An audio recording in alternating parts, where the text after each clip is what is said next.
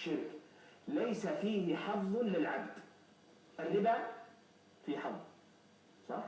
فلوس، تهوى النفس الفلوس، يقع يلزك الشيطان لما نفس أمارة بالسوء. كذلك الخمر، كذلك غيره، الزنا كما ذكر النبي صلى الله عليه وسلم لك في النفس لها حظ فيه، والنفس ضعيفة، ولهذا الله سبحانه وتعالى جعلها تحت المشيئة.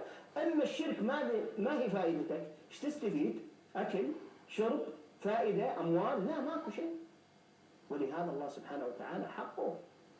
فأنت يا عبد الله كيف تشرك بالله والذي هو خلقك؟ بعضهم يرى أنه هذا ليس بشرك لأنه ما عنده علم.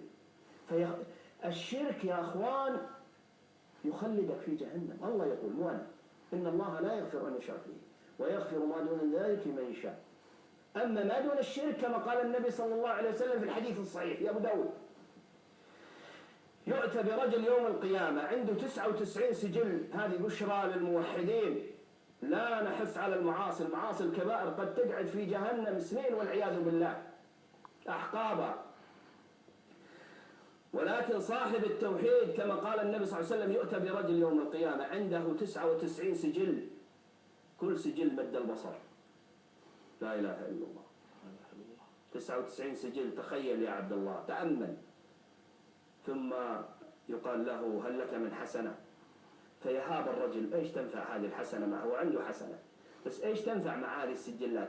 هذا الكلام ما هو اللي قايله محمد صلى الله عليه وسلم الذي أرسل من الله رحمة للعالمين. الله لطيف بعباده كما قال النبي صلى الله عليه وسلم في سبي، ورأى امرأة تأخذ ابنها ضايع في السبي في معركة، فأخذت الطفل وألصقته على صدرها.